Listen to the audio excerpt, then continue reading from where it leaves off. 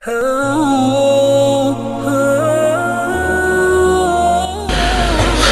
انہوں نے جو لوگوں کو دین دیا، لوگوں کو دین کی قدریں، تو یہ ان کو ملا کہاں سے؟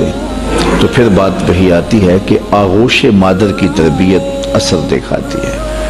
اگر انہوں نے 70 ہزار لوگوں کو دین کے لیے بلایا اور لوگ کھچے چلے آئے، اور پھر 4 ہزار لوگ ایک مجلس میں وہ واصل باللہ ہوتے چلے گئے، تو ہم اگر دیکھتے ہیں جب وہ گھر سے حصول علم کے لیے نکلتے ہیں تو ماں ان کی آستین میں 40 درہم سی دیتی ہے اور ساتھ یہ تاکید کرتی ہے کہ بیٹا تو نے جھوٹ نہیں بولنا ہے۔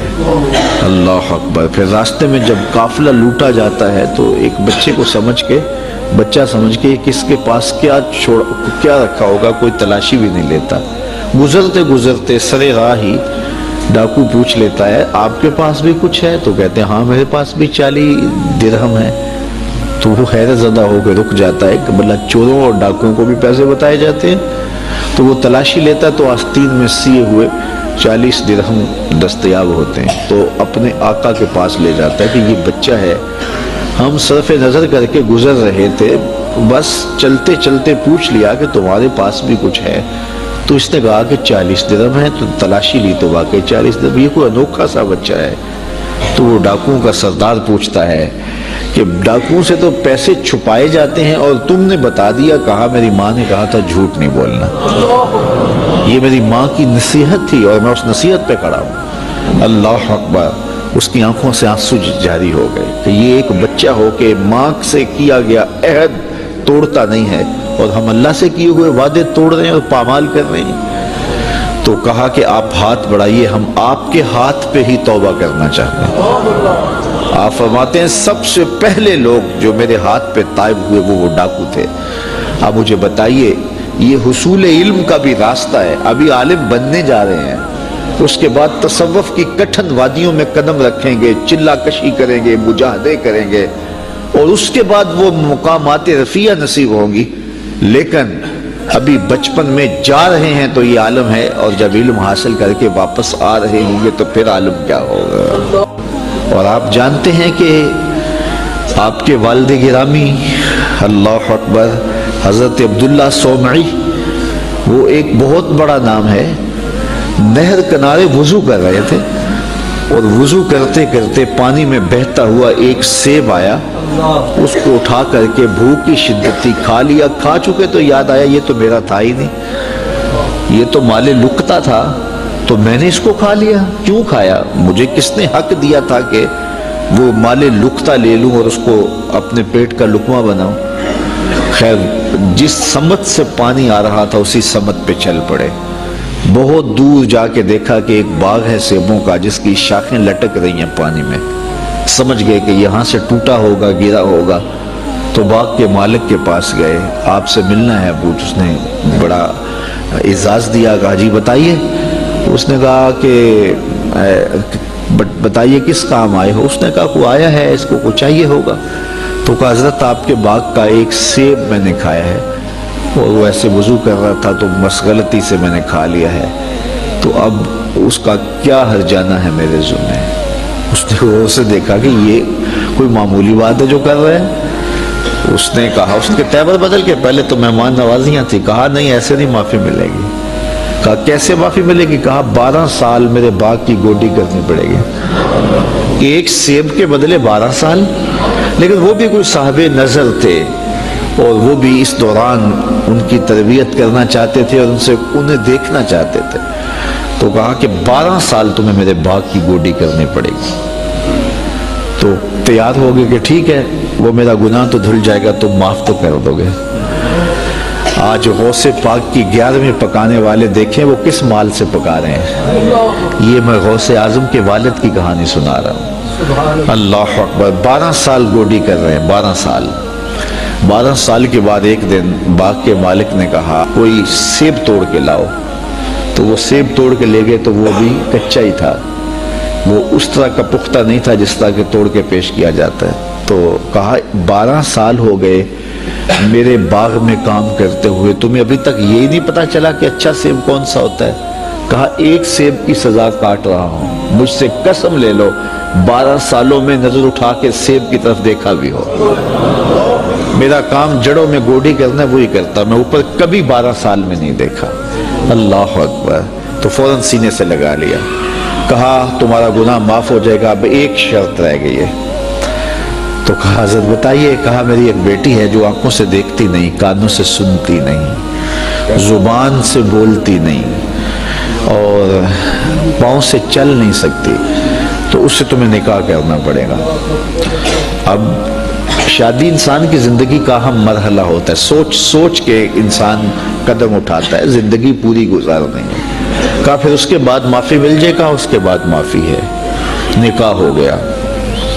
کہا جائیے اپنی جو ہے وہ دلہن کے کمرے میں۔ جہاں گئے تو وہاں صحیح الاعضاء ایک خاتون، ایک لڑکی منتظر تھی، تو واپس دوڑ آئے اور دوڑتے ہوئے جو ہے وہ ماتھے پہ دروازے کی چوگاٹ جو تھی وہ دروازے پہ لگی۔ تو آگے حضرت شیخ تھے ان کے، اس بچی کے والد، تو کہا کہ دوڑ آئے ہو؟ کہا حضرت پہلے ایک غلطی کی سزا اتنی لمبی بھگت رہا ہوں، تو وہ جس سے نکاح آپ نے پڑھوایا تھا وہ تو نہیں ہے، یہ تو کوئی اور خاتون ہے، صحیح الاعضاء ہے۔ کہا وہی تمہاری بیوی ہے۔ کانوں سے بہری اس لیے ہے کہ آج تک اس نے غیر محرم سے ہم کلامی نہیں کی، اور زبان سے گونگی اس لیے ہے کہ غیر محرم سے کبھی بات نہیں کی، نابینا اس طرح ہے کہ اس نے آج تک غیر محرم کو دیکھا نہیں۔ اللہ اکبر!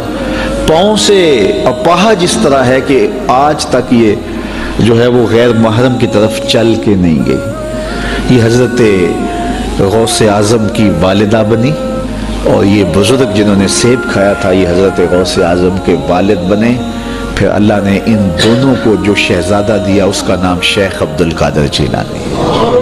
تو وہ کیا کسی نے کہا تھا نا کہ اچھی مائیں اچھی اولاد کی ضمانت ہوتی ہیں، اور مائیں جب اس طرح کی پاکیزہ صفتوں اور باپ تقوی کے اس معیار پر ہوں تو پھر بیٹے شیخ عبد القادر جیلانی ہی ہوتے ہیں۔ آپ جانتے ہیں کہ مائی راستی حضرت بابا فرید گنج شکر کی ماں، وہ بچے ہیں تو مصلے کے نیچے شکر کی پڑیا رکھ دیتے ہیں، اور وہ نماز پڑھتے ہیں، مصلہ اٹھاتے ہیں تو نیچے شکر کی پڑیا ہوتی ہے، تو انہیں شوق تھا شکر کا تو وہ کھا لیتے ہیں۔ اللہ اکبر! تاکہ بچہ عادت اس کی پک جائے، پختہ ہو جائے نماز کی۔ امام غزالی نے احیاء العلوم میں لکھا ہے ہر عمل پہلے ریاکاری ہوتا ہے، پھر عادت بنتا ہے، پھر عبادت بنتا ہے۔ تو اپنی اولاد کی تربیت کرنی چاہیے کہ انہیں پہلے لالچ دے کے انہیں نیکیوں کی طرف راغب کرنا چاہیے۔ تو وہ روز شکر رکھتی تھی۔ ایک دن ماں کہیں گئی تھی اور آتے ہوئے لیٹ ہو گئیں، اور نماز کا وقت آ گیا۔ ماں کا دل ڈول رہا ہے کہ آج بیٹے نے مصلی اٹھایا تو آج چونکہ میں نے شکر کی پوڑی رکھی نہیں تو بیٹے کا بھرم ٹوٹ جائے گا۔ دل ہی دل میں دعا کرنے لگی، مالک تو قادر بھی ہے، قدیر بھی ہے، آج میری محبت کی، آج میری اس ادا کی اور میری اس حکمت عملی کی جس کے ذریعے بچے کو نمازی بناتی ہوں، لاج رکھ لے۔ خیر واپس پلٹی، بیٹا نماز پڑھ چکا تھا، تو ماں نے جلدی سے کہا کہ بیٹا فرید نماز پڑھ لی؟ کہا امی نماز پڑھی، لیکن ماں کا دل ڈولنے لگا کہ لیکن کے بعد کیا کہنے والا ہے۔ کہا لیکن آج جو پوری شکر کی ملی نا اس کا چاسی کوئی اور تھا، اس کا مزہ ہی کوئی اور تھا۔ تو ماں نے بیٹے کو گلے سے لگایا، کہا بیٹا پہلے پڑیا میں رکھتی تھی، اب تیرے رب نے رکھی ہے۔ اللہ اکبر! کیا آج کی ماں بیٹے کو نمازی بنانے کے لیے اس کے مصلے کے نیچے چاکلیٹ نہیں رکھ سکتی؟ آج اس کو نمازی بنانے کے لیے کوئی طریقہ اختیار نہیں کر سکتی؟ آج اگر ماں اپنی اولاد کی تربیت کے لیے کوئی اس دور کی مطابقت میں اچھا فیصلہ کرے اور اس کو دین کی طرف راغب کرے تو آج کا بیٹا بھی بایزید بستامی کا جانشین بن سکتا ہے، آج کا بیٹا بھی غوث اعظم شیخ عبد القادر جیلانی کا جانشین بن سکتا ہے، بابا فرید گنج شکر کا جانشین بن سکتا ہے۔ قطب الدین بختیار کاکی علیہ رحمہ جب حفظ کرنے جاتے ہیں تو استاد پہلا پڑھا سپارے سے آغاز کرتے ہیں، سارا پارہ سنا دیتے ہیں، دوسرا تیسرا حتیٰ کہ 14 پارے سنا دیتے ہیں۔ 15ویں پارے سے استاد جی شروع کیجیے۔ کہا جس درس گاہ سے 14 پارے حفظ کیے ہیں، تو وہیں سے باقی پارے بھی حفظ کر لیے ہوتے۔ کہا میری ماں کو 14 پارے آتے تھے، اور جب صبح اٹھتی تھی اور اتنی دیر تک جو ہے وہ رکتی نہیں تھی، کام بھی کرتی رہتی تھی، 14 پاروں کی تلاوت بھی کرتی رہتی تھی۔ اور یہ بات میں نے ماں کی آغوش سے یہ پارے سیکھ لیے ہیں۔ جب ماں ایسی ہو تو بیٹے قطب الدین بختیار کاکی بنتے ہیں۔ اقبال کہتا ہے تو نہ شناسی کہ تو نہ دانی کہ سوزے قراتِ تو دیگر گوں کر تقدیر عمر را۔ اے میری بہن تو نہیں جانتی، اگر تو بہن ہو کے قرآن پڑھے تو عمر کی تقدیر بدلتی ہے، اور اگر تو ماں ہو کے قرآن پڑھے تو بیٹا نیزے کی نوک پہ قرآن سناتا ہے۔ تو ماؤں کو خاص طور پہ اپنی اولاد کی تربیت کے اندر کوشاں ہو جانا چاہیے۔ یہی حضرت غوث اعظم رضی اللہ تعالیٰ عنہ کی تعلیمات ہمیں بتاتی ہیں۔ وآخر دعوانا